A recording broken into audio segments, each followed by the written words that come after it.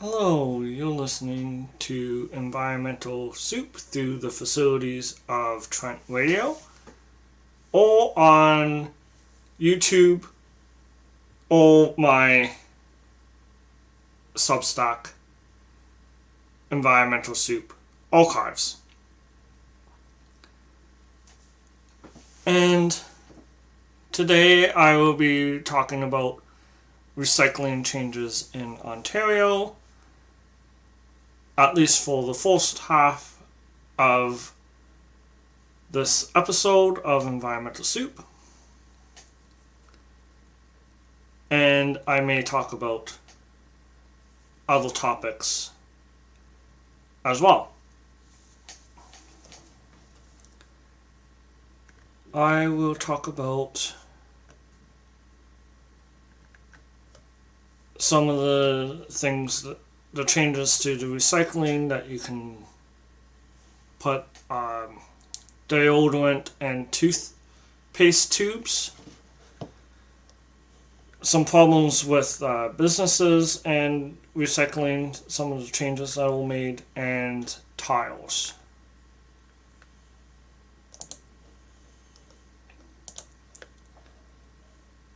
Environmental Defense has an article, 5 Things You Should Know About Ontario's New Blue Box Recycling Program. The first thing that you should know is that municipality is not responsible for recycling anymore, and it is now producers. There was a new organization, and MTerra is the company that you should call if you miss a pickup of blue bins. But collection is supposed to continue as previously. Some of the changes is that all plastic can go in the bin, as long as it's packaging and paper products. Alcohol containers cannot go in.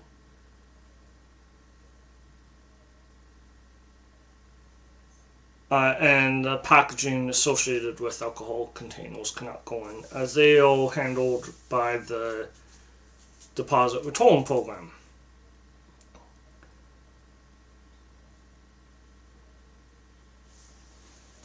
It's still important to separate containers from paper and to wash recycling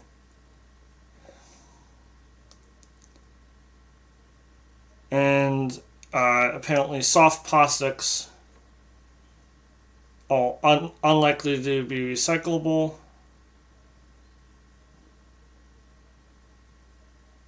and then plastic film bags and pouches should be in one bin or in one bundle.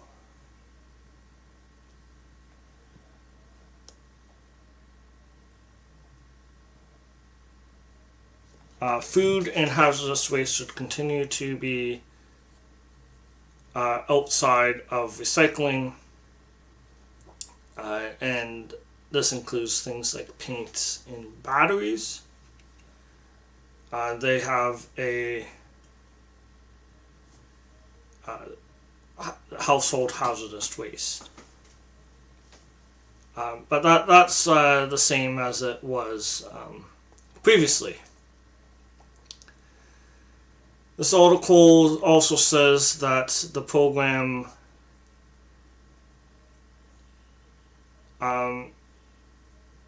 made some bad changes, and they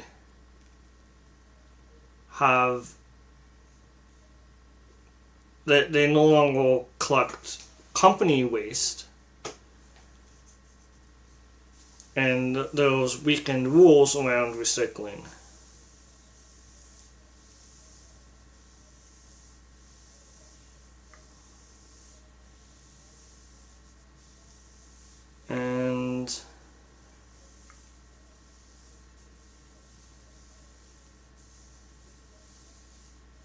The government has got rid of obligations to collect packaging waste from public spaces, including in parks and from many apartment buildings.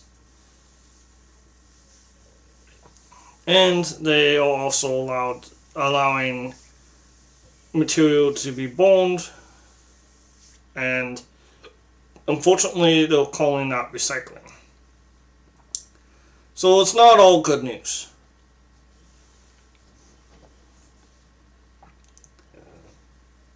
And then we should advocate for all containers to be included in the deposit return program, because it is the most successful way to improve recycling and reduce waste. So there's a new organization called Circular Materials, and they have a website.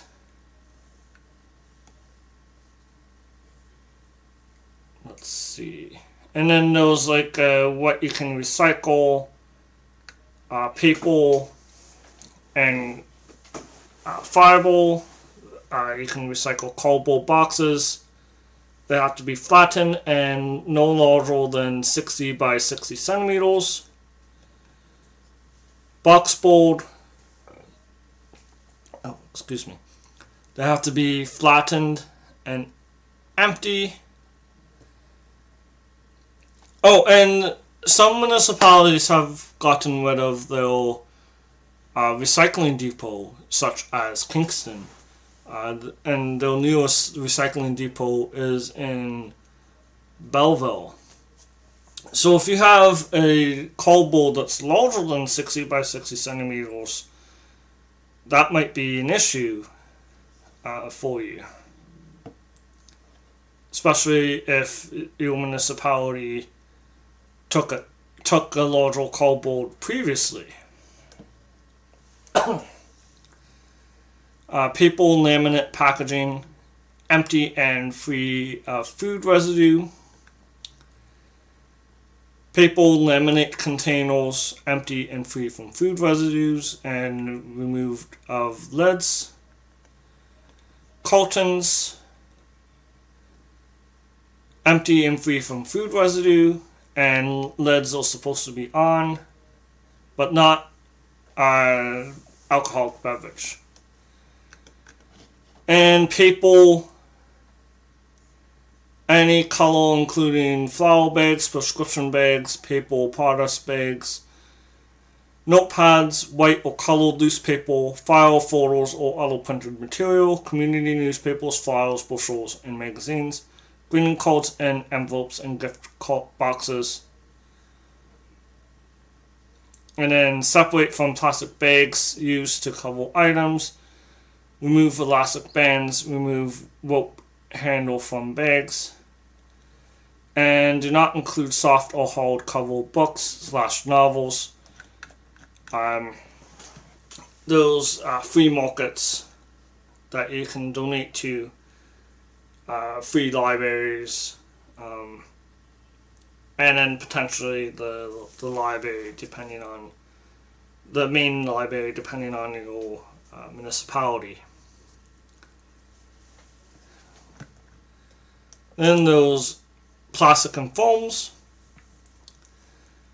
I should say that one of the things that has changed is that every municipality, no matter where you live in Ontario, it's the same rules. So that is a benefit of some of the changes, because a lot of people got confused because of different rules in different municipalities. There was some that didn't allow black takeout containers and some that did, and so that created a lot of confusion. But there was there were some problems with the system in regards to industry,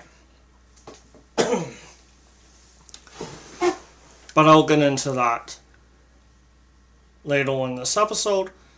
So those hard plastic containers, they should be empty and free from food residue and lids on. Plastic packaging and containers. Food trays, salad, yogurt, peanut butter, bakery, and egg containers, plastic cups, plastic tubes and lids, and black plastic containers. And then they should be empty and free from food residue and lids on. Tubes, so this is new toothpaste tubes, deodorant, hand cream tubes. Small item plastic packaging, hand sanitizer bottles, medication bottles, blister packs, and plant pots.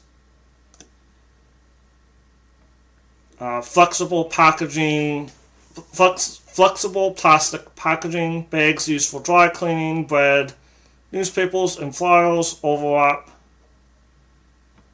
Foam packaging, meat trays. So that's new. Takeout containers, cups, plates, bowls, foam packaging for products. And then for those foam packaging, you should remove film wrap and absorbent pads from meat trays. So that's important to note. Metal, food cans, metal lids, cookie, coffee, and tea tins, beverage cans, but not alcoholic beverage containers.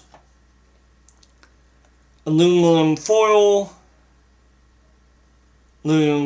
pie plates, frozen food trays, empty and free from food residue, ball up aluminum foil. And then aerosol containers, food spray, hairspray, air freshener, shaving cream, and deodorant. They should be empty, lids on. And then there was a note that's important. Aerosols with toxic, corrosive, or flammable symbol are not accepted, with the exception of cooking oil sprays and products designed for food, hairsprays, cosmetics, and products designed to be used on hair/skin.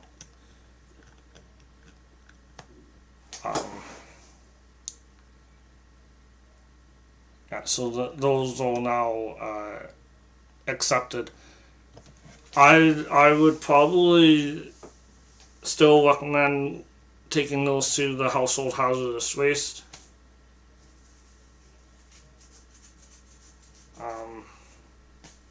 But it does say that they are accepted. Glass.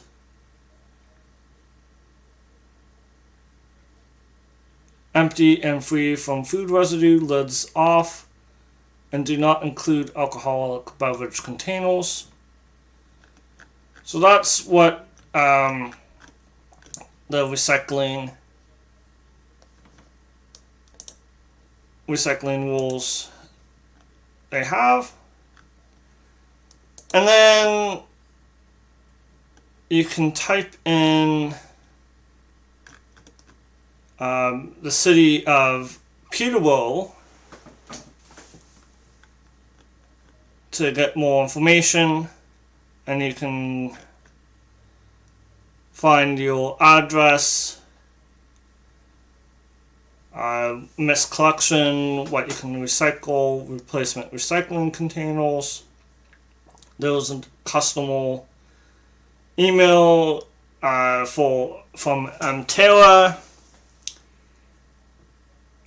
And then if you have concerns, you can call 1-877-667-2626 or email customer service at circlematerials.ca.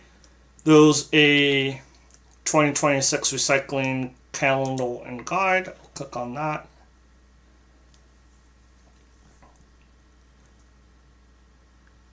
There's the different areas of the city of Peterborough that you can look at.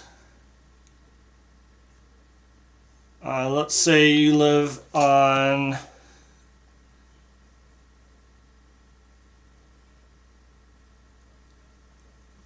NASA Mills, so your collection would be on Friday. And then there's like some symbols. There's some winter tips. So as I'm recording this, it is winter. So you shouldn't put items on a snowbank, on the road blocking traffic, on the sidewalk blocking pedestrians, and then they should be on a clear driveway or cleared area with 2 feet of clearance. And they shouldn't be behind a snowbank or snow pile, and they shouldn't be frozen or buried in the snowbank or snow pile. And yeah, it says trees are collected through January.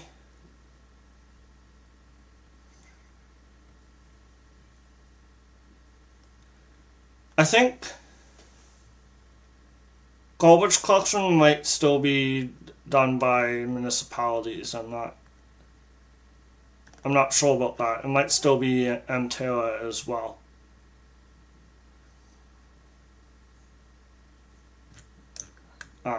But it says every second week.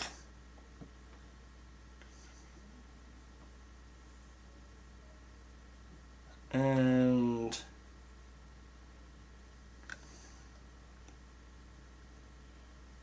it goes.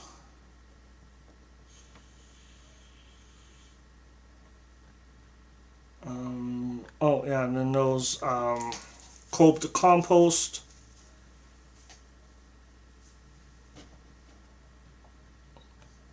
They're advertising composting as well. And then they have large item pickups. And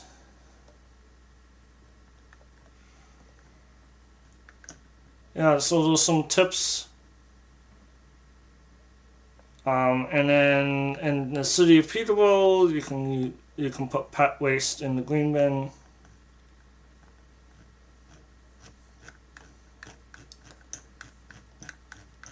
So if you're ever unsure, you can go to the Circle Materials website, and then you can you can type your city in and find exactly what you're looking for in terms of recycling. Now there is some news articles that I'll look at. This is disappointing. Some London businesses are giving up on recycling as pickup ends province-wide. And this is what I was saying earlier. And this is in CBC by Kendra Seguin. Businesses are excluded from weekly curbside pickup. And let me look up how much recycling from businesses.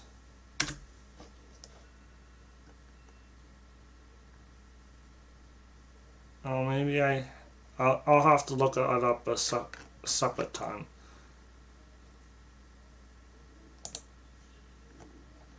Or maybe waste from business. I know that there was a lot of waste stream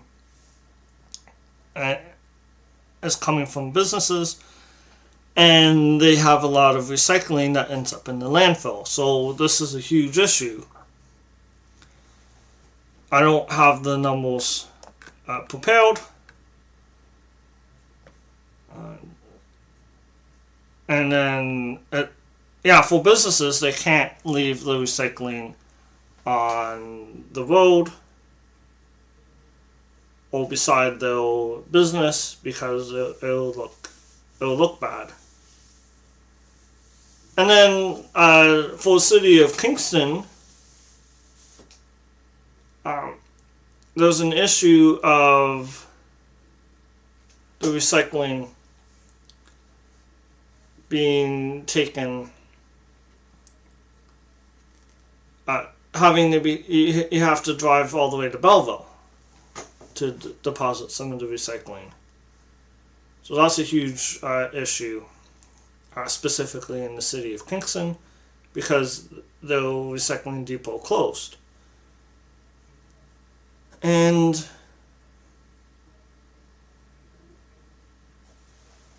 let's see what's... Oh, yeah.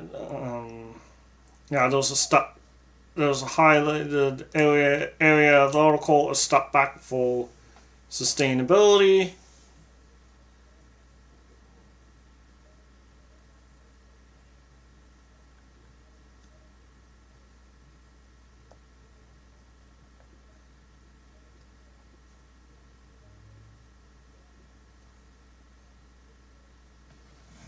Let's see. Oh, and then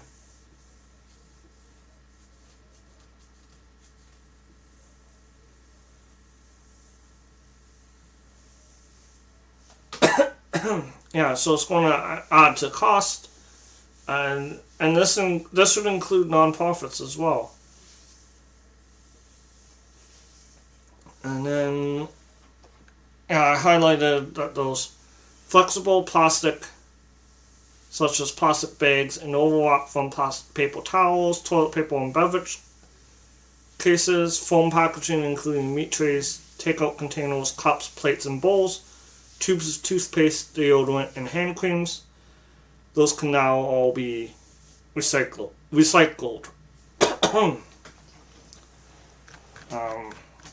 So Habitat for Humanity would be negatively impacted. And it's going to cost the businesses money to set up with a new waste, to get someone to pick up the recycling, or if it all goes to landfill, that's a huge issue. And I think there was a report on how much the industrial sector had in recycling.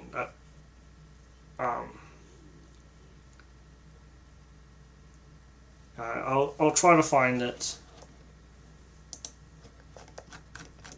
Then there was a troubling news in the Toronto Star. There was an article called "Hundreds of Thousands of Tires Pile Up at a Illegal Site Near Sudbury Following Recycling Target Reduction." The recycling target reduction. So tires there was a target of 85% of tires on vehicles to be recycled, but now that has been reduced to 65%. And the ministry is saying that they're working closely with Resource Productivity and Recovery Authority. There was a huge fire in Haglesville, Ontario in 1990 from tires stolen. So this is a huge issue. And then experts This is from the article. Experts say that the backlog is a result of changes made by the province in December 2024 when it amended the Resource Recovery and Circular Economy Act to reduce the recovery target of tiles, and it was 85 to 65%, and the target won't increase until 2030 when it will become 70%. And that is 4 years from now.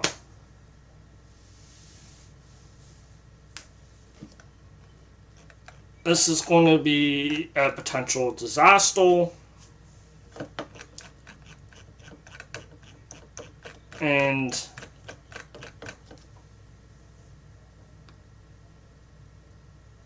yeah, it's a potential disaster waiting to happen because of the tiles, potential of combustion, and we don't want to see that happening.